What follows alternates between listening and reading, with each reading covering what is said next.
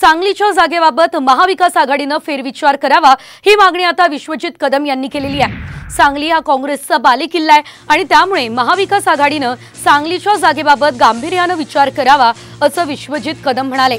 सांगलीच्या पलूसमध्ये विश्वजित कदम आणि विशाल पाटील यांनी पत्रकार परिषद घेतली। त्यामुळे विशाल पाटील बंड करणार का हे बघणं महत्त्वाचं आहे।